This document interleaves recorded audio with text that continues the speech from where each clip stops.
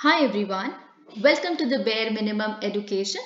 तो आज हम डिस्कस करेंगे 2 दिसंबर 2022 की द हिंदू और द इंडियन एक्सप्रेस का newspaper analysis. But before I start, just one thing. In case you find these videos helpful, you can always let me know that by commenting below, liking the video and subscribing to my channel if you haven't done that. और आपने मेरी polity और economy की videos vision IAS की अगर नहीं देखी हैं तो मैं आई बटन में लिंक कर दूंगी, आप जाकर देख सकते हैं। अक्टूबर मंथ की पॉलिटी की वीडियो अपलोड हो गई है। अगर आप वीडियो को एंड तक देखेंगे तो बहुत सारी ऐसी चीजें, जैसे सुप्रीम कोर्ट ने बहुत रिसेंटली अभी ये कहा है कि प्रिवेंटिव डिटेंशन का जो केस है वो सिर्फ और सिर्फ पब्लिक डिसऑर्डर केसेस में अप्लाई होता है, लॉ एंड ऑर्डर सिचुएशन में नहीं। तो इसका क्या मतलब है, सुप्रीम कोर्ट ने किस एग्जाम्पल के थ्रू इसको इलेबोरेट किया। ए गोपालन केस में प्रोसीजर एस्टैब्लिश बाय लॉ और ड्यू प्रोसेस लॉ को कैसे डिस्टिंग्विश किया गया था। लैंड रिकॉर्ड्स के डिजिटलाइजेशन के प्रोसेस में कैसे कैडेस्ट्रल मैप्स और रिकॉर्ड ऑफ राइट्स को इंटीग्रेट करना बहुत जरूरी है। कैसे I have explain through diagrams also कि कैडेस्ट्रल मैप्स और right of record of rights में क्या डिफरेंस है। So you can consider watching this video. In case you find it helpful, you can always let me know that. तो आज का जो basically analysis video है उसका पहला आर्टिकल द हिंदू का एक आर्टिकल है, Pakistani terror groups now shifting base to Afghanistan says former security chief. तो देखिए, आपको याद होगा कल हमने एक आर्टिकल डिस्कस किया था द हिंदू का ही, जिसमें बेसिकली जो तजाकिस्तान में कॉन्फ्रेंस हुई है जिसमें intellectuals Iran, India, Russia, Pakistan, US, EU, इन सब के इंटेलेक्चुअल्स भी प्रेजेंट थे और एक्चुअल में फोकस था कि कैसे एक यूनिफाइड ऑपोजिशन प्रोवाइड की जा सके तालिबानी लीडर्स को। उसमें बहुत सारी विमेन एमपीज भी थी, जिसमें से एक जो पहली विमेन प्रेसिडेंशियल कैंडिडेट हुआ करती थी 2014 में अफगानिस्तान की, उन्होंने भी पार्ट लिया, जिसमें उन्होंने ये कहा, देखिए हमें एक पॉलिटिकल स्पेस की भी बहुत जरूरत है। अगर आप दोहा जैसे अग्रीमेंट हुई जो मिस्टर ट्रंप द्वारा इनिशिएट किया गया यूएस और तालिबान को सेम फुटिंग पे रख के, जिसमें से आपने अफगानिस्तान के एक्चुअल लीडर्स को एक्सक्लूड ही कर दिया, तो जिसको पूरा संसार टेररिस्ट मानता है, अगर आप उनको पॉलिटिकल स्पेस दे सकते हैं, उनको इक्वालिटी और पैरिटी के बेसिस पे उनसे डील कर सकते हैं या फिर बातचीत कर सकते हैं, इतनी सारी टॉक्स नेगोशिएशंस होल्ड की गई, तो हमसे क्यों को नहीं बात कर रहा। अब फॉर एवरीबडी अफगानिस्तान में जो तालिबान टेक ओवर हुआ वो अब कुछ बचा ही नहीं है, because I think new issues, उन्होंने कहा है ऐसा क्योंकि न्यू इश्यूज आ गए हैं अफगानिस्तान में। जो विमेन की कंडीशन है, गर्ल्स की कंडीशन है, आप जुडिशरी देखिए, वहां पे जुडिशरी के रूल्स भी जो शरिया लॉ है उसके हिसाब से अलाइन कर दिए गए हैं कि इफ यू स्टील आपके लिम्स काट दिए जाएंगे, और if you do a certain theft तो आपको भरी सभा में पोल के साथ बांध के आप पे पत्थर मारे जाएंगे। बहुत सारी ऐसी चीजें जो उन्होंने हाईलाइट की। Of course these are not good और हमें भी एक पॉलिटिकल स्पेस देने की बहुत जरूरत है। There has to be a series of negotiations जिसमें जो पुराने लीडर्स हुआ करते थे, अफगान लीडर्स, उनके साथ बातचीत हो किस तरह से। उसमें जो नदन अलायंस, जो पंजशीर वैली के एक अहमद शाह मसूद के जो बेटे हैं, जिन्होंने तालिबानीज को एक बहुत टफ फाइट दी है पंजशीर वैली में, उनका अभी भी बहुत इन्फ्लुएंस है। उनका ये कहना है, अहमद मसूद का, सन ऑफ अहमद शाह मसूद, कि हमें ना ही सिर्फ पंजशीर वैली में हमारा इन्फ्लुएंस है, बल्कि पूरी कंट्री चाहती है कि यूनिफाइड फोर्स हम प्रोवाइड करें तालिबान के खिलाफ। So of course for that we would want international communities support। तो उसी के बिल्कुल एक सीरीज में हम एक और स्टेटमेंट देख रहे हैं, वो क्या है।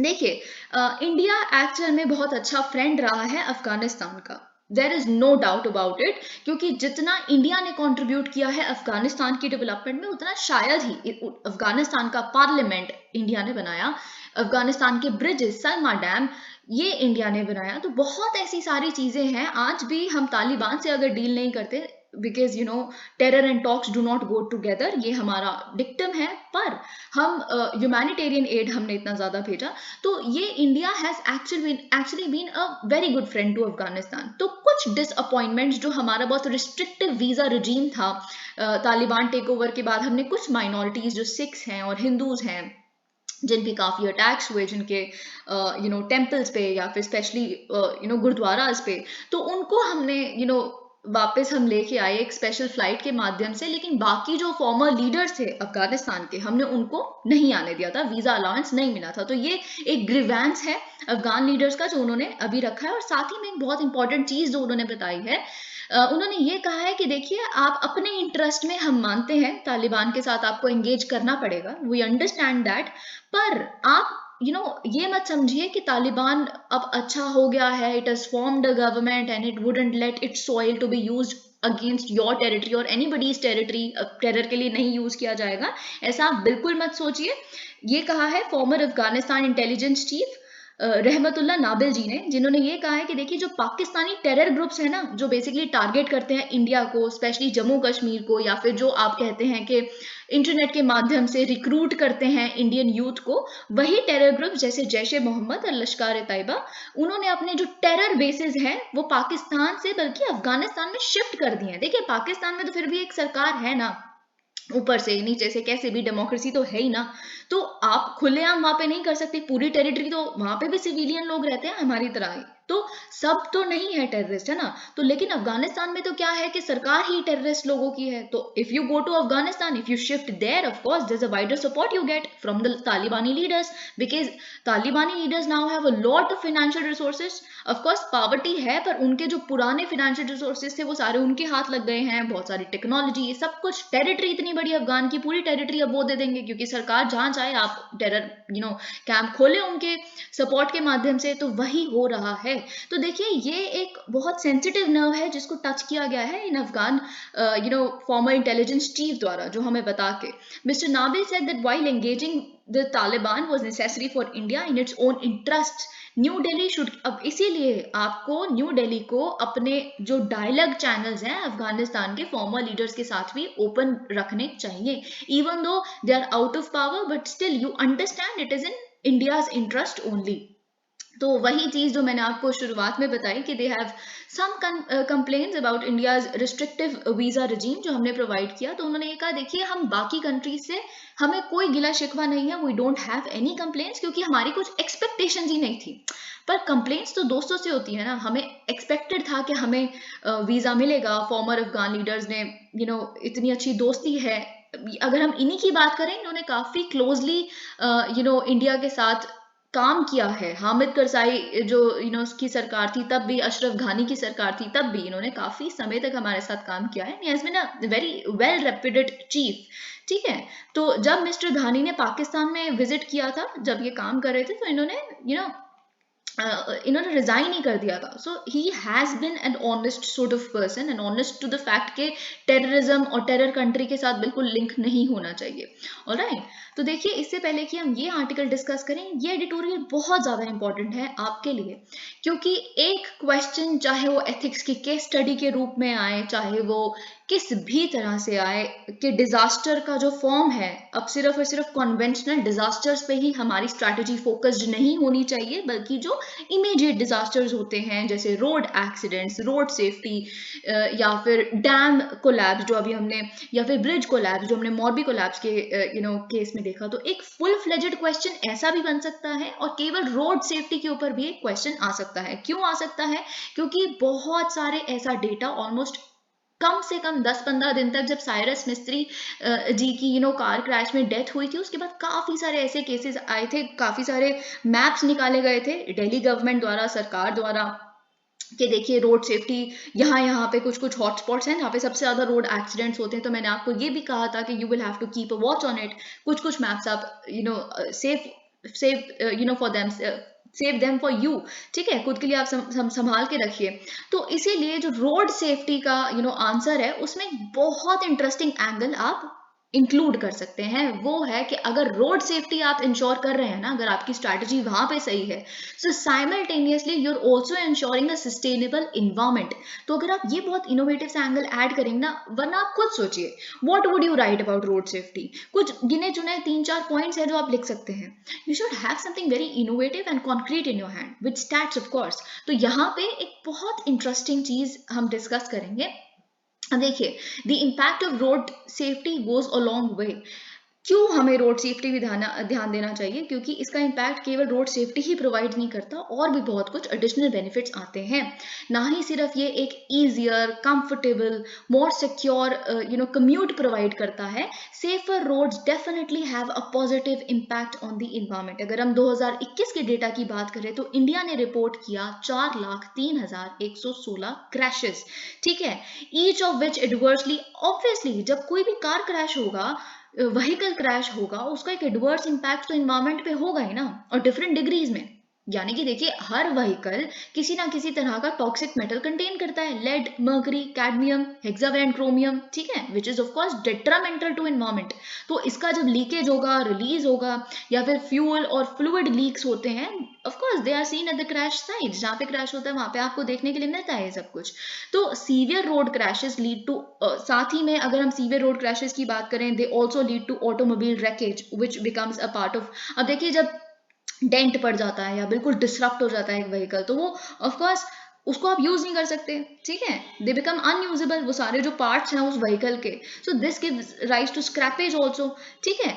तो ये सारी चीजें यहाँ पे लिखी हैं, और साथ ही में जो एंड ऑफ लाइफ व्हीकल्स हैं, यानी कि जितनी 10 साल अगर एक व्हीकल की लाइफ है, तो उसके खत्म होने के बाद you can not use it, है ना, क्योंकि बहुत सारे पोल्यूशन रिलेटेड उसके साथ कंसर्न्स हैं। तो अगर हम बात करें, डेटा ये भी कहता है that India is estimated to have about 22.5 million end of life vehicles by 2025।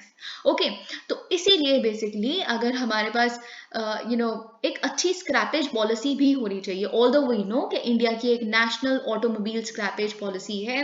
Mister Nitin Gadkari of course went on to say a lot about it, it was launched in 2021, but of course it is in its nascent stages, बिल्कुल initiating stage पे है। क्या इसका wide impact होगा, अभी तक कुछ हम कर नहीं पाए हैं डिड्यूस, ठीक है। तो इसीलिए with the absence of widespread systematic facilities dedicated to the proper recycling vehicles after road crashes as well as old end of life automobiles are left to rot by the wayside, यानी कि सड़कों के किनारे पड़े रहते हैं। बहुत बार बीच में एक गार्डन होता है, गार्डन के अंदर वहां पे स्क्रैप पड़ी हुई है, या फिर पूरा व्हीकल इस तरह का पड़ा हुआ है।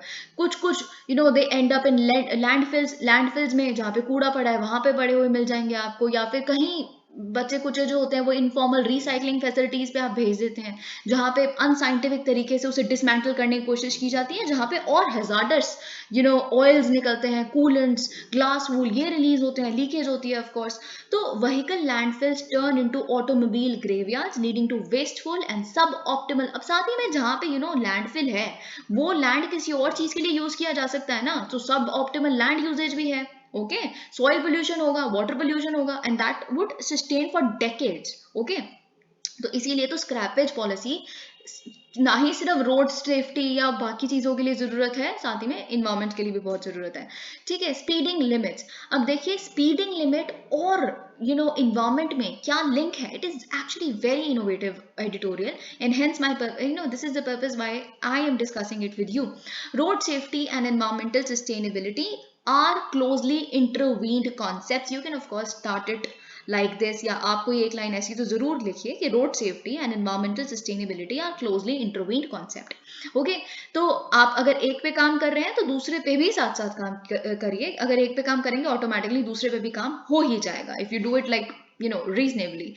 One of the biggest factors for road crashes, अब देखिए ये बात तो सबको पता है कि one of the biggest factor क्या है road crashes के लिए, speeding, over speeding, ठीक है। अगर हम 2020 की अकेले उसी साल की बात करें, तो जो speeding है it was responsible for 91,000 road crash fatalities, जिनमें जान गई लोगों की।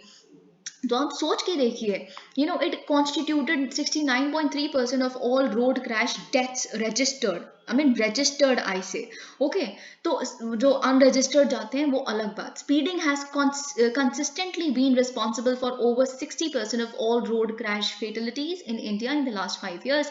अब इसमें से आप कोई एक डेटा याद कर सकते हैं, ये पहले वाली line was of course enough for you, दूसरी वाली लाइन ना भी याद रखें दैट्स फाइन। सिमुलेशन एक्सरसाइजेस, अब देखिए बहुत कुछ स्टडीज कंडक्ट की गई हैं यूरोप में या फिर कहीं और, तो उनके इन एक्सरसाइजेस द्वारा डेमोन्स्ट्रेट किया गया कि अगर आप मोटरवे स्पीड लिमिट को कट कर दें even bye 10 kilometre per hour, तो आप कम से कम 12 से 18% फ्यूल सेव कर सकते हैं। ठीक है, वो भी जो करंट टेक्नोलॉजी अभी चल रही है उसी पे ही अगर आप स्टिक रहें, कोई टेक्नोलॉजी इंप्रूवमेंट भी ना करें तब भी। ओके तो अगर आप स्पीडिंग कम कर देंगे तो फ्यूल सेव हो जाएगा, तो ऑटोमेटिकली आप इन्वायरमेंट पे भी अच्छा इंपैक्ट डाल रहे हैं। Alright, of course if you save fuel you have a significant reduction in pollutant emissions, okay, particularly nitrogen oxides and particulate matter output from diesel vehicles. एक similar study conduct की गई थी एम्स्टर्डम में, जिसने demonstrate किया that there were that where the speed limit was lowered by 100 kilometers per hour to 80 kilometre per hour, तो आप देखिए 20 किलोमीटर पर आवर का अगर हमने कम किया तो जो पार्टिकुलेट मैटर है it reduced by up to 15%। तो you know of course it would improve air quality. सबसे घटिया क्या होता है, पार्टिकुलेट मैटर ही तो होता है, क्योंकि वो इतना छोटा है कि ऐसा कहा जाता है पार्टिकुलेट मैटर 2.5 के लिए तो कि वो आपके अगर किसी मदर के वूम में एक बेबी है तो उसकी लंग्स को बिना अभी वूम से बाहर आए दुनिया में आए पहले ही उसको लंग इन्फेक्शन हो सकता है। It is so harmful. So if you are able to deal with particulate matter by just cutting down on speeding, of course you can do a whole lot of impact on environment. Okay, studies also show and public health also, so that way public health का concept also invades in. Okay, studies also show that highway speed limits, अब ये भी यहाँ पे आप बिल्कुल एक additional है, consequently several governments globally have reduced speed limits to prevent crashes and lower air pollution. तो इसीलिए वेल्स में आप देख सकते हैं यूके के कि ऑलरेडी एक स्पीडिंग लिमिट बनाई गई है कुछ कुछ जगहों पे। अब देखिए एक और इंटरेस्टिंग चीज, मिसिंग और इनएडिक्वेट साइनेजेस। अब देखिए जहाँ पे साइन कहाँ मुड़ना है, क्या डायरेक्शन है, यहाँ पे पत्थर है या यहाँ पे जो भी चीज मतलब होती है इंपॉर्टेंट इस तरह के साइंस होने बहुत जरूरी हैं। इफ दे आर मिसिंग और if they are inadequate of course it can be a leading cause for road crashes. Their absence results in road users being unaware of a stretch's unique features in a timely manner, which could of course lead to crashes. तो अब देखिए हम usually signages जो होते ही हैं हर major road पे, तो उसको किस मटेरियल से बनाते हैं, एस्बेस्टोस से। ठीक है, तो इसको इससे ना बना के, इस मटेरियल से ना बना के हम कोई और मटेरियल यूज कर सकते हैं। एल्यूमिनियम कॉम्पोजिट पैनल्स थोड़ा सा एक्सपेंसिव है बट आप सोच के देखिए कि ये रिसाइक्लेबल है। और भी बहुत सारी चीजें इसमें, अब recyclable in the sense aluminium को अलग यूज कर सकते हैं, प्लास्टिक को अलग यूज कर सकते हैं। There is much value here. This also makes it apt for subsequent multipurpose usages. अब साथ ही में आपने साइनेज को देख लिया। Just concluding paragraph, roads and environment are inseparable spaces, they are not just our shared resources but also our joint responsibility. Therefore, safer roads and sustainable environment can be ensured only through the joint efforts of road owning agencies, enforcement officials and the public. तो I hope आप कम से कम एक इस तरह का point या फिर एक पॉइंट लिख के उसके 2-3 सब सेक्शंस ऐसे लिखेंगे, it would definitely add value to your answer. Tamil Nadu counters argument that animals like persons are protected by the constitution. तो जलीकट्टू केस की हियरिंग हम डिस्कस कर रहे हैं, जो सुप्रीम कोर्ट के जज हैं जस्टिस के.एम. जोसेफ, जो इस बेंच को लीड कर रहे हैं। तो हमने इस सीरीज में बहुत सारे डायलॉग्स देखे, बहुत सारे डिस्कशंस देखे, जिसमें से एक सबसे रिसेंट ये था कि जो पिटिशनर हैं जो चाहते हैं कि जलीकट्टू पे बैन लगा दिया जाए, जिनका मेजर जो आर्ग्यूमेंट है वो ये है कि चॉइस, देखिए सेंट्रलिटी किस चीज की है, चॉइस की बात है। आप उनसे तो नहीं पूछ रहे एनिमल्स को यूज करने से पहले एक स्पॉट खिला रहे हैं, आप मानते हैं जो भी है ट्रेडिशनल है, पर चॉइस तो नहीं है ना, मतलब उनको चॉइसलेस एनिमल को पेन सफर करना पड़ रहा है। तो ये बेसिकली इसीलिए साथ ही में जब उन्होंने पूछा जस्टिस के.एम. जोसेफ ने कि आपने रिट पिटिशन डाली है, ठीक है, आपने रिट पिटिशन डाली है, तो रिट पिटिशन तो केवल फंडामेंटल राइट्स के लिए डाली जाती है, तो किस फंडामेंटल राइट को प्रोटेक्ट करने के लिए आपने रिट पिटिशन डाली है? जिसके रिस्पॉन्स में पिटिशनर के एडवोकेट ने ये कहा कि देखिए fundamental right to life for animals जो आर्टिकल 21 प्रोवाइड करता है, जिसके रिस्पॉन्स में के.एम. जोसेफ ने ये भी कहा, जस्टिस के.एम. जोसेफ ने, कि देखिए फिर तो plants, what about plants, plants को भी मिलना चाहिए राइट टू लाइफ, फिर प्लांट्स खाना छोड़ दो, फिर तो कुछ भी मत करो, मतलब ये एक्सटेंड होके कहीं भी जा सकती है। तो देखिए अब इसी चीज में फंडामेंटल राइट टू एनिमल्स के केस में ही हम देखते हैं कि तमिलनाडु सरकार ने क्या कहा है। उन्होंने कहा है देखिए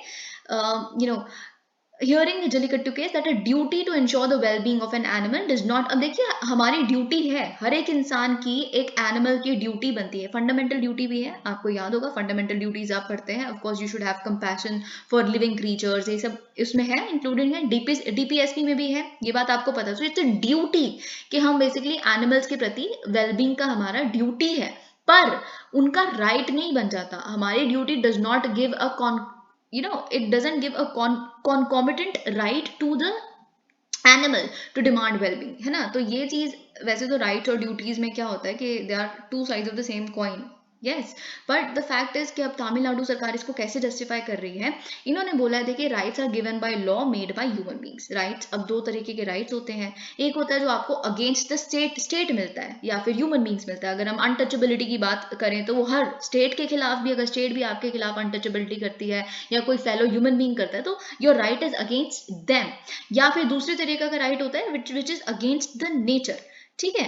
तो ये चीज, there is no concept of rights of animal, इन्होंने कहा ऐसा कोई फंडामेंटल राइट है नहीं जो एनिमल्स को दिया गया है। There is only the concept of making sure that in course of relationship with animals we follow certain moral norms, और वो हम करते हैं। मॉरल नॉर्म का मतलब है कि हम अननेसेसरी पेन कॉज ना करें, सफरिंग कॉज ना करें, ओके। तो फिर आगे हम देख लेते हैं। He said that the two kinds of animals were considered in the act, those which were wild and others which were domesticated like. अब देखिए क्या है, 2014 में जल्लीकट्टू एक्सरसाइज को सुप्रीम कोर्ट ने बैन कर दिया था। 2017 में इस बैन को ओवरकम करने के लिए जो तमिलनाडु की सरकार है वो एक एक्ट लेके आई थी, prevention of cruelty to animals Tamil Nadu amendment act, ठीक है, जिसके माध्यम से उन्होंने कहा कि हम अननेसेसरी जो पेन है, अननेसेसरी सफरिंग एनिमल्स जो बुल्स को होती है बेसिकली, उनको हम, या फिर किसी भी एनिमल को वैसे तो हम उनको नहीं होने देंगे, पर साथ ही में जो ट्रेडिशनल स्पॉट्स हैं या ट्रेडिशन है तमिलनाडु का उसे भी हम सेव या प्रिजर्व करना चाहते हैं, ठीक है। तो इससे क्या हुआ, फिर जल्लीकट्टू वापस आ गया। तो इसीलिए पिटिशनर्स बेसिकली ये चाहते हैं कि इस एक्ट को स्ट्राइक डाउन कर दिया जाए या जल्लीकट्टू पे बैन लगा दिया जाए। अब इस एक्ट में दो तरह के एनिमल्स की बात की गई है, prevention of cruelty to two types of animals, one is wild animal and one is domesticated one. Domesticated में बुल्स आते हैं, ठीक है। तो अब देखिए यहाँ पे क्या लिखा है, but the act of domesticate, अब देखिए साथ ही में आपकी एक्सप्लेनेशन सुनिए। मिस्टर सिब्बल, जो कपिल सिब्बल हैं, जो बहुत सीनियर एडवोकेट हैं, जो तमिलनाडु सरकार को इस जगह रिप्रेजेंट कर रहे हैं, उनका कहना है कि देखिए ऐसे तो फिर आप अगर ये फंडामेंटल राइट एनिमल्स को दे दोगे फिर तो आप ये डिस्कशन कहाँ तक जा सकती है, आप सोच भी नहीं सकते कि अगर आप एक एनिमल को डोमेस्टिकेट कर रहे हैं, आप एक कुत्ता पालते हैं या फिर एक बिल्ली पालते हैं या फिर एक बुल है, काऊ है, कोई भी है, चॉइस तो वहां भी नहीं एक्सरसाइज कर रहे, by the act of domesticating an animal only you are causing pain or suffering to that animal, the animal suffers anyways, okay। तो मतलब ये प्रिजम्पशन, अगर आप प्रिवेंशन टू क्रूएलिटी एक्ट चाहे केंद्रीय सरकार का है, चाहे तमिलनाडु सरकार का है, चाहे किसी सरकार का है, तो मतलब ये प्रिजम्पशन उस एक्ट में इनहेरेंट है कि क्रूएलिटी तो होगी ही होगी इन प्रोसेस ऑफ डोमेस्टिकेशन। तो फिर किस तरह की क्रूएलिटी को हम वंडर करते हैं कपिल सिब्बल कि हम किस तरह की क्रूएलिटी को रोकने की कोशिश कर रहे हैं, ओके। तो ये चीज, बिसाइड, ये reminded that the jallikattu case also touches on the rights of private individuals. अब साथ ही में एक और चीज बहुत इंटरेस्टिंग इन्होंने कही है, इन्होंने कहा है कि देखिए ऐसे तो फिर फंडामेंटल राइट की बात हो रही है, तो एक और फंडामेंटल राइट की बात कर लेते हैं। तो जल्लीकट्टू में जो जिन बुल्स को आप बेसिकली स्पॉट करवाते हैं, बुल टेमिंग जो ये स्पॉट है जिसमें बुल भागता है और आपको उनके सींग को पकड़ना होता है या उसको उनके हाथ को ग्रास्प करना होता है, तो वो बुल्स भी तो किसी के हैं, किसी प्राइवेट इंडिविजुअल के हैं जो बेसिकली अपनी बुल्स को अलाउ करते हैं कि खेलने के लिए या उनको कुछ पैसा मिलता है। तो वो जो ओनर है फिर उनके भी फंडामेंटल राइट है कि उनकी चॉइस होगी। तो एक्चुअल में ये चीज तो डिस्कशन को कहीं भी ले जाओ, ये कपिल सिब्बल का कहना है। Let's see what comes out of it, because KM. Joseph ने भी बहुत सारी डिस्कशन, बहुत सारी चीजें वंडर की कि ये होगा या वो होगा, okay. Others need not interfere in ties with US, says India. Of course, this had to come, जैसे कि हमने कल डिस्कस किया था, as I एंटिसिपेटेड, एग्जैक्टली वही रिस्पॉन्स इंडिया की तरफ से आया है कि कोई भी तीसरी कंट्री इंटरफेयर नहीं कर सकती भारत के बायलेटरल रिलेशन या military ties with the United states. ये हमारे मिनिस्ट्री ऑफ एक्सटर्नल अफेयर्स के द्वारा ये स्टेटमेंट आई है। और साथ ही में इन्होंने बोला है, India expected talks with China to lead disengagement at the line of actual control. अब देखिए बहुत बहुत आयरॉनिकल है ये चीज, जैसा कि हमने कल कहा था, आपको अपनी बारी में याद आ गया जिसका कोई सेंस भी नहीं है। मतलब 100 किलोमीटर दूर एक युद्ध अभ्यास हो रहा है जो हर साल होता है, एक एनुअल एक्सरसाइज है, ठीक है, और आप ये कह रहे हैं कि 1993 और 1996 की बायलेटरल एग्रीमेंट्स को ब्रीच कर रहा है, बट आप अभी तक जो आपने यूनिलैटरली आप गलवान क्लैश आपने कॉज किया, आप घुस आए हमारी टेरिटरी में, आपने स्टेटस क्वो को ब्रीच किया, वो तब कहाँ गई थी ये बायलेटरल एग्रीमेंट्स? अब इस चीज का तो कोई सेंस ही नहीं है। पहली बात जो आप बोल रहे हो वही चीज यहाँ लिखी है, military exercise is nothing to do with the 1993 and 1996 agreements with China, but the Chinese side needs to reflect and think its own breach of these agreements. India conducts exercises with whomsoever it chooses. It doesn't give a veto to a third country, and this is very important. India जिससे मन करेगा उसके साथ exercise conduct करेगा, जिससे मन करेगा उसके साथ किसी भी तरह का इकोनॉमिक रिलेशन सस्टेन करेगा। हम किसी भी तीसरी कंट्री को वीटो नहीं देते कि हम उनसे पूछ के बात करेंगे कि हमें किससे बात करनी है या किसके साथ हमें कोई एक्सरसाइज कंडक्ट करनी है। G20 presidency unparalleled crucial responsibility, Jaishankar. तो बेसिकली क्या हुआ है, India on Thursday took over the presidency of G20 a year ahead. अब देखिए एक साल बाद, ठीक है, एक साल बाद हम बेसिकली देखेंगे एक समिट होल्ड होता हुआ कहाँ पे, भारत में, G20 समिट। लेकिन अब देखिए समिट ना थोड़ा रिस्ट्रिक्टिव चीज है। एक समिट पे आप कितनी बातें कर लोगे, है ना? एक समिट पे ऑफिशियल्स आएंगे, डेलीगेट्स आएंगे, हेड्स ऑफ द गवर्नमेंट भी आएंगे G20 लीडर्स के, या कुछ कुछ आपने जो इनवाइटीज बुलाए हैं जैसे बांग्लादेश, UAE, ठीक है, good enough, okay, leaders would come and we would have talks, but isn't it restrictive? कितनी ही बातें या कितनी ही चीजें आप एक्सप्रेस कर सकते हो या अपना पॉइंट रख सकते हो। इसीलिए India is very nice in the fact that we will be holding 200 different meetings, even more than that, at 56 different locations in India. So when you hold these many meetings, of course you give a greater scope for engagement, greater scope of engagement, that experts would come in and you would एक topic आपने ले लिया, उसमें बहुत सारे experts आए, उस पर और तरह की बातें होंगी। सो दिस इज इंडिया, ना ही सिर्फ हमारा टूरिज्म हम देख रहे हैं, देखो अपने देश से लेके अब हम देखो हमारा देश पे पहुंच रहे हैं, which is good. Of course tourism is something we must pay a lot of attention to, because India has so much to show, so much to depict, diversity, heritage, culture, everything, that's good. But इस तरह से अगर हम देखें, इतने सारे expertise, इतने सारे ऑफिशियल्स, अगर एक भी हर एक डिफरेंट 200 डिफरेंट टाइप्स ऑफ चीज़ों पे आप समझिए कि एक्सपर्टीज एक्सचेंज की जा सकती है, बहुत सारी चीज़ें डिस्कस की जा सकती हैं, environment, trade, macro economic stability, inflation, a lot of things. तो इसीलिए basically it would be beneficial, and this speaks highly of India's diplomacy and India's concern for a lot of widespread issues. तो यही चीज़ यहाँ पे घुमा फिरा के वही चीज़ें बातें लिखी हैं।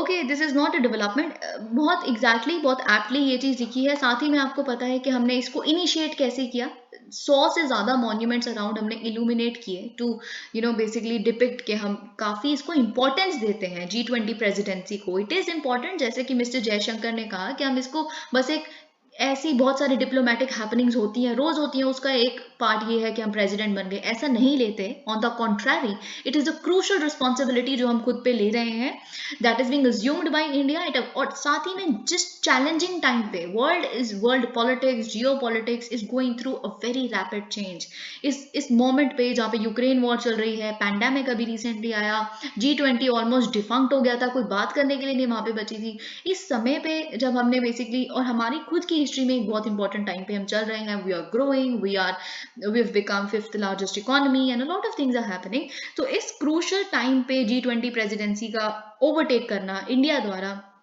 of course there's a lot of things India has got to prove now. Okay, India's agenda, जैसे कि प्राइम मिनिस्टर नरेंद्र मोदी ने द हिंदू में भी लिखा, इंडियन एक्सप्रेस में हमने कल उनका एडिटोरियल डिस्कस किया था ब्रीफली, जिसमें उन्होंने कहा कि भारत का जो G20 का एजेंडा रहेगा, आप एज इट इज वर्बैटम ये 3 वर्ड्स तो लिखिए हर जगह, inclusive, ambitious, action oriented. Inclusive in the sense कि हम हर कंट्री को एक स्तर देखते हैं, हर किसी को इंक्लूड करके हर किसी की बात सुन के आगे बढ़ना चाहते हैं, अकोमोडेटिव स्टैंस है हमारा। Ambitious, we want to grow, we want the world to grow, we want to have ambitions and achieve them. And action oriented कि हम एम्बिशंस के लिए एक्शन करेंगे, okay, we will walk the talk, okay. तो ये चीज यहाँ पे है। World's population, India is invited, ये सारी चीजें हमने देख ली, and I have discussed everything else too. India, okay, तो फाइनली क्या हुआ है, आपको ये बात पता है, जो चाइना के फॉर्मर प्रेसिडेंट थे, okay, Jiang Zemin, he has passed away. तो उस पे बेसिकली हमने खेद व्यक्त करते हुए, जो हमारी इंडिया की एम्बेसी है बीजिंग में, उन्होंने खेद व्यक्त करते हुए कहा है that on the passing of former president. देखिए क्यों इंपॉर्टेंट थे Jiang Zemin, why are we even discussing Jiang Zemin, क्योंकि जो 2002 तक इन्होंने कम्युनिस्ट पार्टी को लीड किया, उस समय तक चाइना 1980s, अगर हम मिड 1980s लेट 1980s तक की बात करें तो वो इंडिया से काफी पीछे था इकोनॉमिक ग्रोथ में। पर आप 1990s ऑनवर्ड्स और 2002 जो एक डेकेड है पूरा, कम से कम 10 साल का गैप, उसमें जिस तरह का इकोनॉमिक ग्रोथ चाइना ने विटनेस किया, वो इन्हीं लीडर के अंडर विटनेस किया, and hence it becomes important. जो चाइना आज आप दूसरी सबसे बड़ी इकोनॉमी देख रहे हैं, तो a lot of credit goes to जीन जेमिंग। तो इस तरह की इकोनॉमिक ग्रोथ, रैपिड ग्रोथ, ये पॉसिबल हुई इन्हीं लीडर की वजह से। Korean women lauds India for swift action. देखिए टूरिज्म के बारे में, क्यों टूरिज्म इंपॉर्टेंट है, क्यों आपको इस पे बहुत स्पेशल फोकस देना है, हम बार बार डिस्कस कर चुके हैं। सो मच सो कि इस पे अब 56 डिफरेंट लोकेशंस जब हम एग्जिबिट करेंगे, या वहाँ पे डिफरेंट जगहों पे हम अपनी मीटिंग्स होल्ड करेंगे G20 की, इट बिकम्स इंपॉर्टेंट। स्वदेश दर्शन 2.0 becomes important. It is about tourism. There is a high probability that you will get a question on tourism in GS1. Okay, so say take example of Tamil Sangamam, Kashi Tamil Sangamam, right it. Okay, इस तरह की चीजें, जैसे south और जो north, if not south और north, but different parts को amalgamate करना इस तरह से। और भी टूरिज्म में जो धर्मशाला डिक्लेरेशन आप लिखेंगे, बहुत सारी चीजें टूरिज्म पे हो रही हैं। तो उसके साथ साथ एक और आपको याद होगा, आपने इनिशिएटिव डिस्कस किया था when defence minister was actually talking about it, कि हमें एक सेपरेट टूरिस्ट पुलिस चाहिए, जिसमें टूरिस्ट पुलिस में आधा सेक्शन 50:50 रेशो में विमेन होगा, मेन होंगे, क्योंकि बहुत सारी विमेन यहाँ पे जो आती हैं, टूरिस्ट आती हैं बाकी कंट्री से, they have to undergo a lot of harassment, गोरी में ऑल दोज विसल्स, है ना, ये मोलेस्टेशन जो इस तरह की होती है, it is not good. So of course बहुत सारी चीज़ें, अगर कोई वुमेन टूरिस्ट है तो उनको कोई हेजिटेशन ना हो अपनी कंप्लेन दर्ज करवाने में, तो हमें उस चीज़ के बारे में भी एक प्रॉपर टूरिस्ट पुलिस के लिए यूनिफॉर्म तय की जा रही है, तो ये बहुत सारी चीज़ें हैं जो आप अपने आंसर में लिखेंगे। इट डिपिक्ट्स कि आप किस किस लेवल पे अवेयर हैं, ठीक है। तो उसी के एक उसी का एक प्रमाण कि किस तरह से हम सच में अतिथि देवो भव की जो हमारी आप कह सकते हैं जिसको हम फॉलो करते हैं, उसी का एक प्रमाण यहाँ पे देखने के लिए मिलता है। एक साउथ कोरियन वुमन जिनको सेक्सुअली हरास किया, she was actually live streaming, I think Mumbai में शी वाज लाइव स्ट्रीमिंग। तो जब वो सोशल मीडिया पे लाइव स्ट्रीम कर रही थी, ओके, इंडिया को प्रेज करते हुए एंड टॉकिंग अबाउट इट, तो फिर लाइव स्ट्रीम करती हूँ कि पीछे से काफ़ी हरास किया जा रहा था दो लोगों द्वारा। Of course one was of 19 years and the other one was of 20 years, ठीक है। तो यंग ओनली, तो उनके द्वारा काफ़ी उनको सेक्सुअली हरास किया गया, और she is very happy about the fact कि इंडिया ने एक बहुत स्विफ्ट एक्शन लिया है इन दोनों के खिलाफ, and they are arrested now both of them. तो इन्होंने साथ में ये कहा कि इस तरह का इंसिडेंट मेरा किसी और कंट्री में भी हुआ था, बट मैं I was unable to even call the police, वहाँ पे ये भी नहीं हो पाया था, पर India being India, it has been very swift in its action and I am very happy about it and I praise India for that. She had also said that she has been in Mumbai for 3 weeks and she has been in Mumbai for 3 weeks, और इस छोटे से incident की वजह से वो definitely अपनी trip को कट शॉर्ट भी नहीं करना चाहती, because India was very supportive. तो देखिए अगर हम सच में टूरिज्म को इतना प्रमोट करते हैं, there is so much in India which we can of course exhibit, then of course हमें बहुत सारी चीजें करनी भी पड़ेंगी टूरिज्म के लिए, and this is of course good। तो हम देखते हैं centre to cut funds if land is not allotted for housing scheme. ना this is something very important.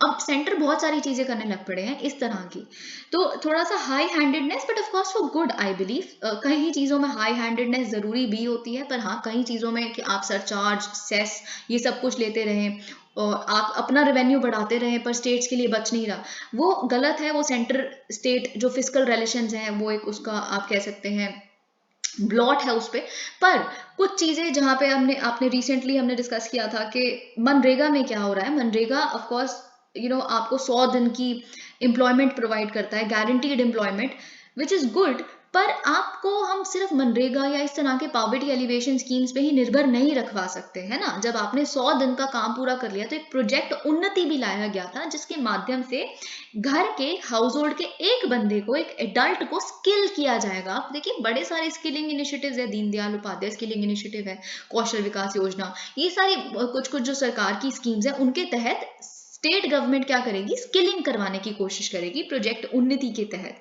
ठीक है, ताकि बेसिकली वो सेल्फ एम्प्लॉयड बने या किसी तरह का उनमें स्किल होगा तो उनको इस तरह की स्कीम्स पे, देखिए कोई भी जब रिजर्वेशन की बात होती है तो एक बहुत प्रोमिनेंट जो आर्ग्यूमेंट है वो यही है, जो जस्टिस बेला त्रिवेदी ने भी अभी रिसेंटली ईडब्ल्यूएस जजमेंट में दिया। देखिए good, EWS reservation is good, fine, we understand, but the fact is कि reservation परमानेंट नहीं हो सकता, there has to be मतलब इन द सेंस उन्होंने क्या कहा था कि हमें कभी तो बोलने का ये मौका मिलना चाहिए ना कि हम इक्वल हो गए, okay, there is no discrimination on the basis of this, okay, reservation is fine, it is helping out, पर कभी तो वो टाइम आना चाहिए ना कि हम बोले कि अच्छा इंडिया इज एन इंडिया में इक्विटी है, इक्वालिटी है, तो कभी तो हमें उस स्टेज तक पहुंचना है, तो उस स्टेज पे पहुंचने तक की कोशिश कीजिए। वैसे ही अगर हम मनरेगा की बात करें तो कभी तो हमें उस स्टेज तक पहुंचना है कि पॉवर्टी एलिवेट हो जाए, स्किल्ड हो लोग, खुद इतना कैलिबर हो उनमें कि खुद काम कर सकते हैं, ये सारी चीजें। तो वही प्रोजेक्ट उन्नति करने की कोशिश करती है, पर ऑफकोर्स इंप्लीमेंट कौन करेगा, स्टेट्स करेंगे ना, हर चीज तो नहीं कर सकती। देखिए अब जो मनरेगा का फंड आता है वो तो स्टेट्स को दे दिया जाता है, अब वो तो स्टेट को पता है ना कि उनके यहाँ पे कुआं बनना है एक पर्टिकुलर विलेज में, उनके यहाँ पे लैंडफिल पे काम होना है, वो तो स्टेट को पता है ना, that is truly a state thing. तो अब जब स्टेट ही इम्प्लीमेंटेशन में कुछ देरी कर दे तो अब सरकार ने बोल दिया कि अब उनको फंड कटिंग शुरू हो जाएगी, if you not implementing things, you not doing fine, of course we will cut the funds, fine enough. तो वैसा ही उसका एक एग्जाम्पल हम यहाँ देख रहे हैं। तो देखिए एफिशिएंसी और परफॉर्मेंस बेस्ड होने लग पड़ा है, तो अगर आप सेंटर स्टेट रिलेशंस के बारे में लिखें ना तो आप एक डेफिनेटली ये पॉइंट लिख सकते हैं कि अगर कभी कभी सेंटर परफॉर्मेंस बेस्ड किसी तरह की फंड कटिंग करता है, that's fine, that's good only, because that is the only way you would encourage the state governments to remain on their toes and work day and night for the welfare of the people, that's it, ठीक है। तो यहाँ पे क्या हुआ है, जो states basically unable रही हैं कि आप लैंड प्रोवाइड नहीं कर पाए हैं लैंडलेस बेनिफिशियरीज को, under union government flagship housing scheme जो प्रधानमंत्री ग्रामीण आवास योजना है, उसके तहत अगर आप नहीं लैंड प्रोवाइड कर पाएंगे दिसंबर 15 तक, तो बेसिकली कोई बात नहीं, फिर हम आपको जो पैसा दिया हुआ है वो फंड आपसे वापस लेके दूसरी किसी स्टेट को दे देंगे जो अच्छा परफॉर्म कर रहा है, ठीक है। This means that the centre will withdraw its share of funds allocated to errant states under the centrally sponsored, it is a centrally sponsored scheme, okay, Pradhan Mantri Gramin Awas Yojana. अब देखिए, अब इसमें से मोस्टली सबसे ज्यादा तमिलनाडु की बात की जा रही है। अगर हम तमिलनाडु के यहाँ पे देखें क्या है, Tamil with 56,709 landless beneficiary still on the wait list, अभी भी वेट लिस्ट पे हैं, उनको लैंड चाहिए, ओके, और वो एलिजिबल हैं स्कीम के तहत।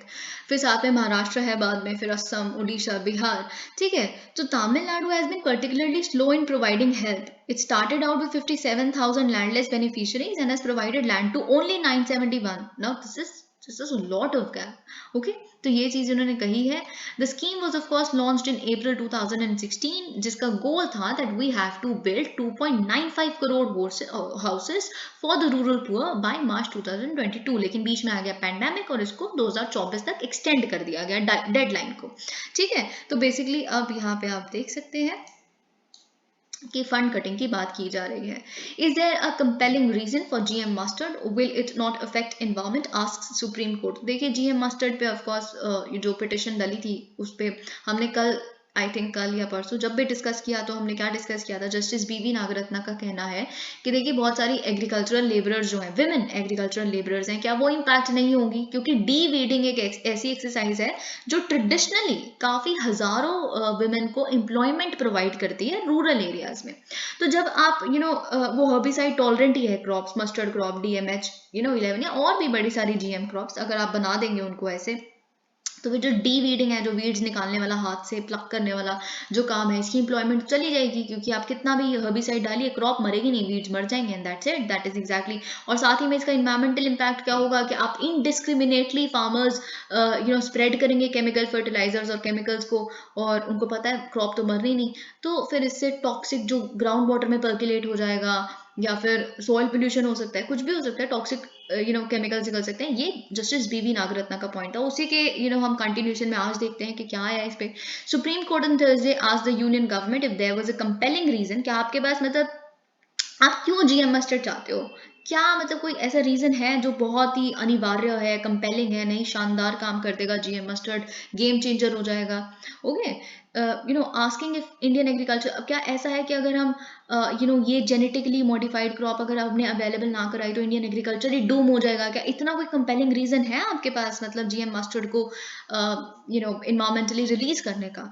तो देखिए यहाँ पे हमें पता है। अब देखिए साथ में पॉइंट ये है कि जीएम मस्टर्ड लानी क्यों है, पिटिशनर्स ये कह रहे हैं क्योंकि India is already home to around 5477 varieties of mustard, then why to bring GM mustard. Okay, वैसे तो बहुत सारे रीजन है, सी आई sort of I don't know, but that's my personal opinion. GM mustard would provide a lot of benefits anyways. Of course I understand that there must be something else to it, अगर ये agricultural labors वाला, I understand that of course कुछ और हो सकता है उसके लिए, पर GM mustard can be a game changer and there's a lot of evidence in its support. Okay mister, यहाँ पे अब देखिए सरकार का हम पॉइंट सुन लेते हैं। इन्होंने बोला देखिए मतलब ऐसा नहीं हो सकता ना कि इन्होंने बोला जरूरी थोड़ा कंपेलिंग रीजन की बात ही नहीं हो रही है, केस कंपेलिंग रीजन पे तो था ही नहीं, पता नहीं पिटिशनर्स भी क्या बातें करनी शुरू हो गई। ये सरकार का पॉइंट है, केस सिर्फ इतनी सी बात पे था कि इसके लिए प्रॉपर टेस्टिंग हुई है कि नहीं हुई है, साइंटिफिक टेस्ट इस बताते हैं कि इन्वायरमेंटल रिलीज इन्वायरमेंट के लिए हानिकारक नहीं होगा कि नहीं होगा, उस पे बात होनी रही, पता नहीं कहाँ पे मतलब चीजें लेके जाई जा रही है। तो ये इन्होंने कहा है। साथ ही में जीईएसी है, उस पर बोला जा रहा है कि आपको कॉन्फ्लिक्ट ऑफ इंटरेस्ट था, इसीलिए आपने फटाफट बिना रिव्यू और बिना किसी प्रॉपर जांच पड़ताल और टेस्टिंग केस को इन्वायरमेंटल रिलीज के लिए वो कर दिया। कहते नहीं ऐसा बिल्कुल भी नहीं है, इतने सालों से चल रहा है, that's true. Now use your face as boarding pass at Delhi, Varanasi, Bengaluru airport. तो फाइनली क्या हुआ है, एक डिजी यात्रा प्रोसेस है जिसके माध्यम से एक पैसेंजर को क्या करना पड़ेगा, पहले you will actually have to download DigiYatra app अपने फोन पे, ठीक है। फिर आप रजिस्टर कीजिए उस ऐप पे, ओटीपी रिसीव होगा आपके आधार लिंक्ड मोबाइल नंबर पे। फिर आप क्या करेंगे, आप अपलोड करेंगे अपनी आधार डिटेल्स को और फोटो को भी, ठीक है। फिर आप अपलोड करेंगे अपने बोर्डिंग पास को for the of course upcoming travel. This will now allow the passenger to enter the airport building after scanning the QR code on the digital boarding pass followed by a facial scan, ठीक है। तो next the passenger can gain access to the security area too with a mere face scan। तो ये हो गया है। अब देखिए फेस स्कैन हो गया है, पर कई लोग कहते हैं कि इससे फेशियल सर्वेलेंस भी हो जाएगी, that is a different thing.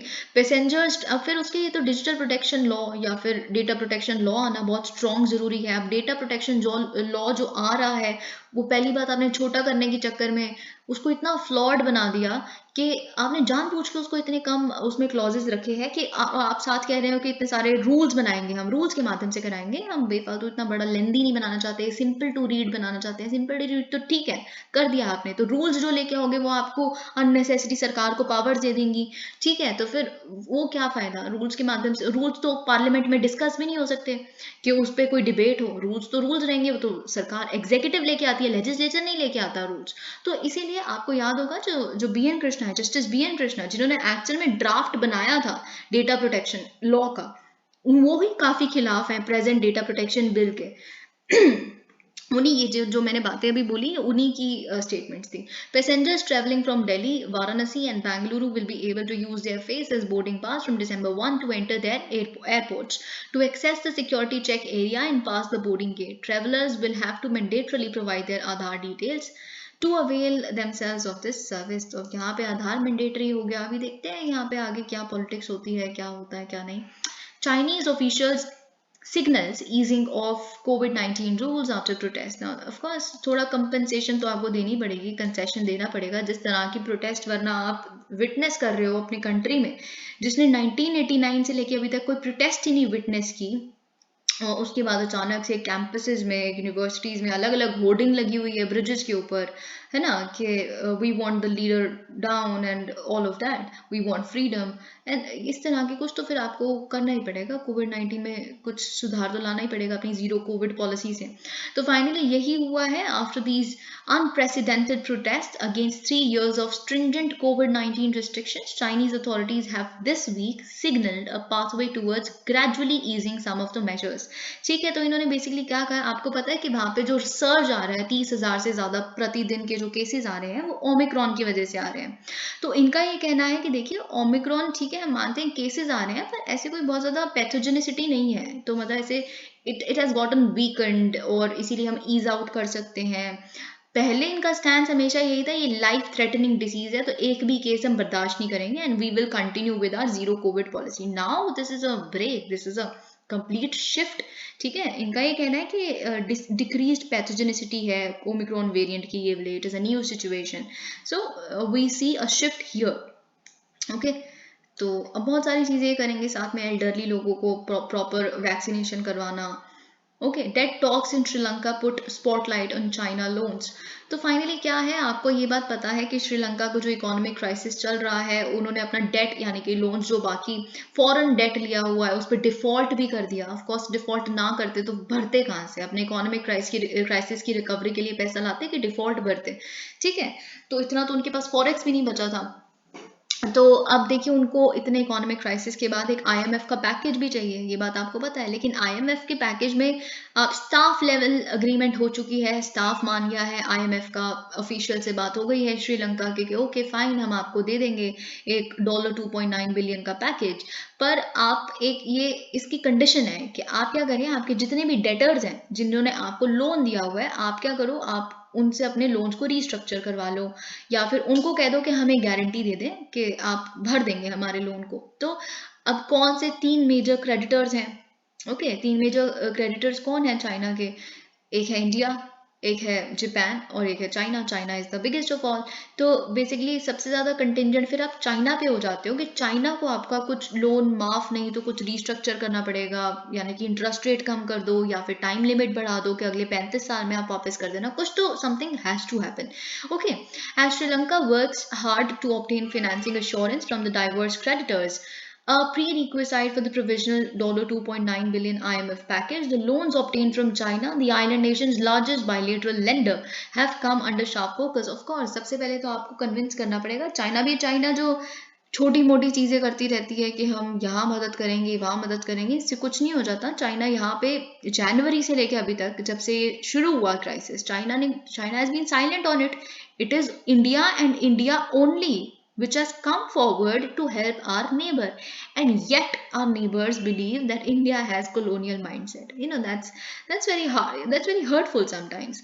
Okay, speaking in parliament on Wednesday, opposition legislator from, अब देखिए ऑपोजिशन का क्या कहना है कि वहाँ पे भी यही होता है, मतलब जो आप समझते हैं ना कि सिर्फ इंडिया की पॉलिटिक्स बेकार है, यहाँ पे पता नहीं कैसी सी अडानी अंबानी टाइप्स एलिगेशंस लगती हैं सरकारों पे, वहाँ पे यही होता है। वहाँ पे ये लोग ये कह देते हैं, जो ऑपोजिशन है सरकार की, जो तमिल नेशनल अलायंस की एक ऑपोजिशन है, कि जो चाइना है, चाइना की वजह से बेसिकली श्रीलंका का आईएमएफ डील हमें नहीं मिल पा रहा, और आप बेसिकली श्रीलंकन की, चाइना इज ट्रूली श्रीलंका, अगर चाइना इतना ही अच्छा श्रीलंका का दोस्त है तो फिर चाइना को बोलो कि आप हमारे डेट रिस्ट्रक्चर कर दो। ठीक है, दैट इज नॉट चाइना। देखिए इनका ये कहना है कि चाइना श्रीलंका का दोस्त नहीं है, चाइना महिंदा राजापक्सा की फ्रेंड थे, जिसकी वजह से जो उन्होंने हम्बन टोटा पोर्ट उनको 99 ईयर्स की लीज पे दे दिया, हर चीज चाइना बनाएगी, इंडिया कुछ नहीं बनाएगा, तो ये सारी चीजें, it was actually Rajapaksa and not Sri Lanka. China will have to play a major role in Sri Lanka's debt, क्योंकि चाइना अराउंड $7.4 बिलियन या फिर 19.6% of Sri Lanka's outstanding public debt is owed to China at the end of 2021. तो of course चाइना का सबसे बड़ा role है। First of all China has to come forward, China has to किसी तरह का रिलीफ देना पड़ेगा उनको डेट पे, तभी तो बाकी कंट्रीज वुड फॉलो, बाकी countries in the sense Japan and India. Now Japan and India are ready. Japan India का ये कहना है कि हम तीनों कंट्रीज साथ में आके इस चीज के बारे में डिस्कस कर लेते हैं। अब चाइना को इस चीज में भी दिक्कत है ना, China says no, you two countries discuss on your own, what I would do is, हमारे अपने टर्म्स एंड कंडीशंस हैं, हमारी दोस्ती अलग है, हम आपस में देख लेंगे। How does that work? बनाओ। बाय डूइंग दैट, जो आप जिसको फ्रेंड कहते हैं, जिसके साथ आप बार बार बुली करते हैं इंडिया के रिश्ते को, और जिसके जो युआंग वांग 5 थी जो आप अपनी बोट लेके आए और फिर इंडिया ने कुछ नहीं कहा, आप वहाँ ले भी आए सर्वेलेंस वेसल इतनी विसिनिटी में इंडिया के वाटर्स पे। देखिए एक there is a limit to our tolerance also. You should of course, जिस तरह का जो समय टसल छिड़ा, जो डिप्लोमेटिक एटिकेट्स नहीं है उन लोगों को, that becomes important. India assumes monthly presidency of UNSC. Of course देखिए इंडिया ने अज्यूम किया है अपनी मंथली रोटेटिंग प्रेसिडेंसी को यूएनएससी। हमारा यूएनएससी की जो टेम्परेरी मेंबरशिप है जो 2 साल की, वो भी खत्म होने वाली है। तो हमने जाने से पहले हमें प्रेसिडेंसी मिली है, काफ़ी सौभाग्य की बात है। और इससे पहले देखिए आपको याद होगा यूएनएससी की प्रेसिडेंसी हमें अगस्त 2021 में मिली थी। जब आपको अगर थोड़ा सा भी ब्रीफली पता हो, हमने मैरीटाइम सिक्योरिटी पे काफ़ी बातें की थी, और मैरीटाइम सिक्योरिटी पे रशिया के जो लीडर हैं पुतिन, उन्होंने भी ज्वाइन किया था प्राइम मिनिस्टर मोदी को। तो बहुत सारी चीज़ें हमने क्रूशल तब भी की थी। ओके, अंडर इंडियाज, अब देखिए हमारी जो दिसंबर की प्रेसिडेंसी है, मंथ लॉन्ग प्रेसिडेंसी है, उसमें हम 2 सिग्नेचर इवेंट्स, ऑफ कोर्स और भी बड़ी सारी चीज़ें होंगी, यूक्रेन पे बातें होंगी, सब कुछ होगा, पर 2 सिग्नेचर इवेंट्स हैं उसमें मिनिस्टीरियल लेवल के। एक दिसंबर 14 को और एक दिसंबर 15 को होगा। दिसंबर 14 को रिफॉर्म्ड मल्टीलैटरलिज्म की बात की जाएगी, और दिसंबर 15 को counter terrorism. See, counter terrorism is बहुत important. Terrorism, counter terrorism, new era of terrorism, technology, social media, crypto, ये सब कुछ बहुत इंपॉर्टेंट है। क्योंकि आप अभी पिछले कुछ ही समय में देखिए, नो मनी फॉर टेरर, ये हमने कॉन्फ्रेंस अभी होल्ड की, जिसमें हमने ये भी कहा कि हम इंडिया एक सेक्रेटेरिएट एस्टैब्लिश करने के लिए भी तैयार है, permanent no money for terror का, which is of course huge. ठीक है, जिसपे एफएटीएफ ने भी हमारा साथ दिया। एफएटीएफ के चीफ ने भी ये कहा कि हम इंडिया का इस चीज़ में सपोर्ट करते हैं, वो एक परमानेंट सेक्रेटेरिएट बना सकते हैं, हम उनको सपोर्ट करेंगे। तो ये बहुत बड़ी बात थी। उससे पहले हमने जो यूएनएससी के काउंटर टेररिज्म कॉन्फ्रेंस होल्ड की दिल्ली और मुंबई में, जहाँ पे हमने बोला कि लॉट ऑफ थिंग्स, जहाँ पे हमने साजिद मीर के बारे में बताया कि हमें उनकी डेजिग्नेशन करवानी बहुत ज़रूरी है एंड ऑल ऑफ दैट। और साथ ही में अब हम यूनाइटेड नेशन सिक्योरिटी काउंसिल की प्रेसिडेंसी के दौरान एक काउंटर टेररिज्म दिसंबर 15 को एक और इवेंट देखेंगे। तो आप काउंटर टेररिज्म में जो नई चीज़ें इवॉल्व हो रही हैं ओके, उसको बहुत ध्यान से प्रिपेयर कीजिए, कुछ अच्छा मटेरियल इस पे। ओके, तो ये चीज़ external affairs minister S Jaishankar will chair the events. दिसंबर 14 को India will hold a high level open debate. तो देखिए ये बहुत इंटरेस्टिंग है।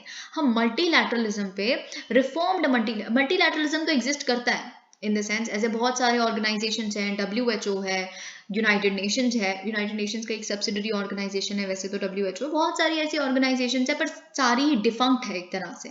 उस हर एक इस तरह की ऑर्गेनाइजेशन में वेस्टर्न बायस एग्जिस्ट करता है, एक अनड्यू प्रेफरेंस वेस्टर्न कंट्रीज को मिली हुई है, विच इज रॉन्ग। ओके, तो इसीलिए इस मल्टीलैटरलिज्म को थोड़ा रिफॉर्म करना पड़ेगा। Of course every country is equal, if you do not recognise them then you do not deserve to be called the so called liberal democratic leaders of this world. Okay, तो इसीलिए we want reformed multilateralism. इस पे open debate होगी, विच is of course very interesting. Okay, so of course the headline is maintenance of international peace and security, new orientation for reformed multilateralism. तो इसमें basically क्या है, new orientation for reformed multilateralism, जिसे हम norms कह रहे हैं, जिसका एक्रोनिम ये इनविसाज करता है कि हमें रिफॉर्म्स करने हैं करंट मल्टीलैटरल आर्किटेक्चर में। सबसे पहले तो यूएन का आप करो, यूएन को रिफॉर्म कर दो। जो P5 कंट्रीज हैं उनमें 5 लोगों को वीटो क्यों दी, वो who are they, why would they decide के, मतलब उनको कुछ भगवान द्वारा कुछ अलग ज्ञान देके भेजा गया है इन 5 कंट्रीज को। यही हुई ना, अजम्पशन यही हुआ कि संसार के सबसे इंपॉर्टेंट इश्यूज पे ये डिसाइड करेंगे कि कौन सी लेजिस्लेशन सिक्योरिटी के लिए अपनाई जाए या नहीं। What not nonsense is that. Okay, सबसे पहले तो यूएन को रिफॉर्म कीजिए। और सबसे बड़ी बात, जो इंडिया है जिसकी इतनी बड़ी पॉपुलेशन है, जिसको कंट्रीब्यूशन संसार के पीस में हर जगह जियोपॉलिटिक्स में इतना बढ़ गया है, जिसकी इकोनॉमी भी इतनी बढ़ गई है, उसको एक परमानेंट मेंबरशिप मिलनी चाहिए। ये हमारा बहुत सालों पुराना स्टैंड है जो अभी तक नहीं अपनाया गया। Okay, so we want UN to be more representative and fit for purpose. Your purpose is to actually avoid wars happening, avoid peace breaking things happening, पर वो सब कुछ हो रहा है और आप कुछ नहीं कर पा रहे। यही मिस्टर मोदी ने G20 पे, जो अभी इंडोनेशिया में बाली में समिट हुई, ये चीज़ कही कि फ्रैंकली स्पीकिंग यूनाइटेड नेशन तो अनसक्सेसफुल हो गया है सिक्योरिटी कीपिंग चीज़ों में। तो हमें मल्टीलैटरलिज्म को रिफॉर्म करना पड़ेगा, वरना G20 जैसे अच्छे अच्छे जो प्लेटफॉर्म्स हैं उसको यूटिलाइज करना पड़ेगा पीस और सिक्योरिटी के मामलों के लिए। Okay, Sources said that this open debate is intended to encourage United Nations member states to take this conversation forward by deliberating on the elements of a new orientation for multilateralism and how best to move forward in this regard in a time-bound manner. कितने समय में basically हम representative बना देंगे, क्या आपके वो है, ओपन डिबेट होगी, गलत बोलना है गलत बोलो, अच्छा बोलना है अच्छा बोलो, कोई आप पे रिस्ट्रिक्शन नहीं है कि आप तारीफ ही करो यूनाइटेड नेशंस की आके. Okay, it will be attended by United Nations Secretary General Antonio Guterres and UNGA President also. अब देखिए दूसरे अगर हम इवेंट की बात करें, threats to international peace and security caused by terrorist acts, global approach to counter terrorism, challenges and way forward. तो अब इस जगह ऑफ कोर्स हम एक्नॉलेज करेंगे सबसे पहले तो कि रिसर्जेंस हम देख रहे हैं टेररिस्ट एक्टिविटीज में. अगर आप सबसे पहले एक्सेप्ट नहीं करोगे कि टेररिस्ट एक्टिविटीज दोबारा सर्ज कर रही हैं तो आप उस पर काम कैसे करोगे? Okay, so we need a renewed collective approach towards terrorism, but before that we need a renewed approach to acknowledge terrorism. Okay, there is a rise, Taliban has took over, there's a rise a lot in many ways, drone attacks हो रहे हैं, crowd funding हो रही है social media पे, तो ये सारी चीजें हम discuss करेंगे. Now let's move on to another article, and this one is an editorial, Coming Clean. Now very interesting, you can always expect a question on coal in GS3 का paper. It is important, coal in itself is very important given the fact COP26 पे, COP27 पे कोल की बात हुई, फिर एक tax की बात हुई जो इंडिया, चाइना, ये जो बेसल कंट्रीज होती हैं, बेसिक कंट्रीज हैं जो बेसिकली वो जिसको अपोज करती हैं, जिसमें ब्राज़ील भी है. तो ऑफ कोर्स हम अपोज करते हैं, हम कैसे कोल वगैरह, जिसके हम अभी डेवलपिंग कंट्री है. See you mister EU, if you believe कि हम आपके जितना डेवलप हो चुके हैं, हम एक झटके में कोल छोड़ दें या फिर बहुत ही ज़्यादा सीमेंट वगैरह पे टैक्स लगाने लग पड़े, तो ऐसा नहीं हो सकता. इसीलिए कोल बहुत इंपॉर्टेंट है. Okay, in an idea exchange with this paper last week, Union Minister of Power and New and Renewable Energy R.K. Singh ने अंडरलाइन किया कि देखिए अभी भी बहुत इंपॉर्टेंस है कोल फायर्ड थर्मल प्लांट्स की हमारी डेवलपमेंटल रिक्वायरमेंट्स को मीट करने के लिए. अभी हम डेवलपिंग हैं, व्हाई डोंट यू अंडरस्टैंड? अगर हम ये कह रहे हैं कि प्रधानमंत्री ग्रामीण आवास योजना में इतने सारे लोग अभी भी लैंडलेस हैं, तो लैंड देना है ना उनको. या फिर I am just taking an example, there's a lot of scope, there are a lot of things we need to do, we have to develop a lot. As of yet we're not there at all, there's a long way. Okay, तो इसीलिए basically हमने कहा कि हमारी development requirements के लिए कोल fired plants की बहुत ही ज़्यादा आवश्यकता है. He clarified that India's climate commitment to phase down coal use will not come in the way of. अब देखिए इन्होंने कहा कि हमने ठीक है, हमने कमिटमेंट में साथ दे दिया जो COP27 पे या COP26 पे भी बातचीत हुई इस चीज़ के बारे में, है ना, कि हम फेज डाउन करेंगे. ओके, फेज आउट नहीं लिखा, phase down in the sense gradually coal का यूज़ थोड़ा थोड़ा कम करेंगे, पर इसका मतलब ये नहीं है कि हम अपनी कोल पावर कैपेसिटी को एक्सपैंड ना करें. तो अब आप देखिए समझने की कोशिश कीजिए, हम क्या करेंगे, हम परसेंटेज टर्म्स में, मतलब अगर 100% में से कितनी percent electricity thermal power plant से आती है, हम वो परसेंट कम कर देंगे. पर ऑफ कोर्स इलेक्ट्रिसिटी की डिमांड जैसे जैसे बढ़ रही है, नए नए अप्लायंसेज हैं, तो उसके लिए इलेक्ट्रिसिटी की डिमांड बढ़ रही है, तो थोड़ा तो जो डिमांड है एक्स्ट्रा वो कोल फायर प्लांट से आनी ही पड़ेगी. तो एब्सोल्यूट टर्म्स में हम कम नहीं कर सकते. In absolute measures we can't cut down on coal fired plants. About 50% of the electricity generation in the country currently comes from coal-fired plants. Now, this is expected to come down to 30%, and this is our target also in next 10 years. But India, of course, is planning to ramp up its electricity. अब देखिए हमें electricity generation भी तो बढ़ानी है ना, क्योंकि electricity demand बढ़ रही है, population भी तो इतनी है, पॉपुलेशन भी है ही, ठीक है. तो हमें बेसिकली इलेक्ट्रिसिटी जनरेशन अगर 865 गीगावाट्स तक करनी है, जो प्रेजेंटली 407 गीगावाट्स है, तो उसमें से इन्होंने कहा है कि अबाउट 40 गीगावाट की जो एडिशनल पावर है, it has to come from burning coal. Otherwise, इतना तो पॉसिबल ही नहीं है. At the UNFCCC's COP in Glasgow last year, countries agreed to phase down their coal-based electricity generation. According to several experts, the meet's final declaration watered down the language of an earlier draft, and India and China were accused of playing tough to soften the Glasgow's COP26 entire coal stance. यही चीज़ basic countries की मैंने बात की. China is also developing country, China भी बहुत हम देखिए सबसे बड़ी बात पता है क्या है, ये जो डेवलप्ड नेशंस हैं ये लीडरशिप लेना नहीं चाहते, खुद कुछ करना नहीं चाहते, और अजीब अजीब सी बातों पे हम जो already China is also doing its own bit, and India is also doing its own bit. We are doing a lot in terms of environment conservation, energy, renewable energy. आप EVs यानी कि इलेक्ट्रिक व्हीकल्स वगैरह का search आप China में जाके देखिए, China में बहुत कर रहा है। पर आप कहते हैं कि आप चावल उगाना बंद कर दो, तो चावल खाना बंद कर दो क्योंकि मीथेन निकलता है। आप डेयरी सेक्टर छोड़ दो क्योंकि मीथेन निकलता है। How is that possible? ना, दिस इज एब्सोल्युटली रॉन्ग। तो इस तरह के या कोल छोड़ दो अचानक से, ये नहीं हो सकता। इसलिए इंडिया चाइना अपोज करते हैं और साथ में मिलकर अपोज करते हैं। Okay, the declaration of the just concluded COP at Sharm el Sheikh. Sharm el Sheikh persist with the language of its predecessor, यानी कि COP26 पे जो लैंग्वेज थी वो कोल फेज डाउन की, वही इसमें भी थी COP27 में। पर एक साल में बहुत कुछ बदल गया।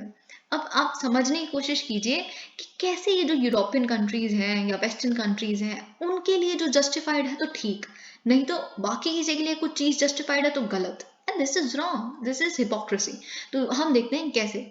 अब देखिए, रशिया यूक्रेन कॉन्फ्लिक्ट हुआ है, ओके तो इसका एनर्जी सेक्टर पे बहुत बड़ा इम्पैक्ट है। क्यों? क्योंकि इससे पहले तो सारी यूरोपियन कंट्रीज जो थी उन्होंने अपना कोल पे कम कर दिया था निर्भर रहना। क्लीन नेचुरल गैस रशिया से लेने लग पड़ते। अब रशिया सिर्फ गैस ही नहीं दे रहा, गैस नहीं आ पा रही, आपका लिविंग क्राइसिस चल रहा है, तो फिर अब क्या करोगे? आपने विंटर्स में हीट तो प्रोवाइड करनी है, ठीक है, तो क्या करोगे? कोल बर्न करोगे ना, ऑब्वियसली, ठीक है। तो अब देखिए, फिर अगर डेटा के हिसाब से हम जाएं, EU का जो कोल कंजम्पशन है, it rose by more than 10% in first 6 months of 2022 and it is likely to increase in the coming weeks and months as winter intensifies. Obviously you will burn coal, ठीक है। तो EU government का ये कहना है कि ठीक है, कम बैक हुआ है फॉसिल फ्यूल का, पर ये टेम्परेरी होगा। तो आपका टेम्परेरी कम बैक जायज़ है, लेकिन अगर हमको अपनी डेवलपमेंट के लिए फॉसिल फ्यूल चाहिए, दैट इज नॉट जायज़। How does that work? Okay, तो ये चीज़ बेसिकली इंडिया का स्टैंड है। That may well be correct, but the past 9 months have shown the fragility of the world's resolve in eliminating coal. तो इसीलिए अभी phase down का वो कर देना इतना प्रभाव इंडिया पे प्रेशर डालेगा भी नहीं, क्योंकि ये कंट्रीज खुद चाहती हैं कि कोल अभी रहे।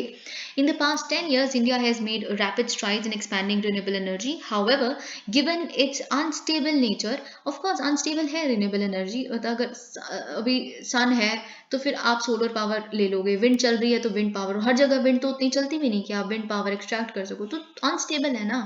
तो इसीलिए basically the grid will continue to fall back on coal generated electricity. Also, new coal plants are more efficient. अब जो नए coal plants बन रहे हैं या बनने के प्लान है, they are more efficient. वो कम GHGs emit करते हैं.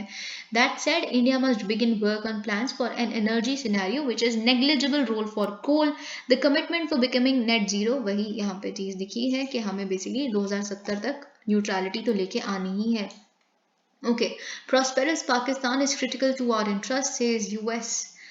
Now this is ajeeb because as I told you, I think a day ago or sometime back in time, that US सिर्फ और सिर्फ या बाकी जो कंट्रीज हैं पाकिस्तान को एक यूज एंड थ्रो वाली चीज़ की तरह यूज़ करते हैं। उनको जब लगता है कि पाकिस्तान का यूज़ है, यूज़ कर लो वरना छोड़ दो। सो मच सो कि इमरान खान जब थे तो फिर वो यही कहते थे कि जब बाइडन ने अपनी प्रेसिडेंसी ली तो उन्होंने सबसे पहले इंडिया से बात की, मतलब अपने जो अलायंसेज है साउथ कोरिया, इनके साथ साथ इंडिया से बात की, पाकिस्तान को फ़ोन ही नहीं किया, पाकिस्तान से कोई बात ही नहीं हुई इनकी फ़ोन पे। तो उससे पहले जस्ट थोड़े टाइम पहले तालिबान से जब मीडिएट करवाना था तो पाकिस्तान की ज़रूरत थी तो बात की। उससे पहले पाकिस्तान की एक बारी पहले भी ज़रूरत थी जब सोवियत यूनियन को हराना था अफगानिस्तान में, तब पाकिस्तान की ज़रूरत ली। फिर उसके बाद F-16 जो पैकेज है उसको रिन्यू करके देना था, कि इंडिया को ये फील करवाना था कि हम भी पाकिस्तान के दोस्त हैं, अगर आप रशिया के दोस्त हो और हम आप पे काटसा भी ना लगाएं और हम इनके साथ दोस्ती भी नहीं रख सकते, just to teach India a lesson, nothing more than that. For them Pakistan का इस समय कोई रोल नहीं है इससे ज़्यादा। अभी देखिए फिर क्या हुआ है, साथ ही में जो बाइडन की तरफ से हमें क्या स्टेटमेंट देखने के लिए मिलती है, that Pakistan is the most dangerous nation in this entire world. Why? Because Pakistan has nuclear power and that too वो गार्डेड नहीं है न्यूक्लियर पावर, क्योंकि वो कभी भी यूज़ कर सकते हैं, उनको रोग स्टेट बोला जाता है, ठीक है। तो लेकिन अब देखते हैं with the Pakistani army, of course Pakistani army को अपने नई लीडरशिप मिल गई है। आसिम मुनीर, जनरल कमर जावेद बाजवा जा चुके हैं, he has retired on November 29. Comes new chief, of course US says that we view a prosperous and democratic Pakistan as critical to our interests and we want to continue working with Islamabad to promote stability in the region. Thank you so much. Please like the video.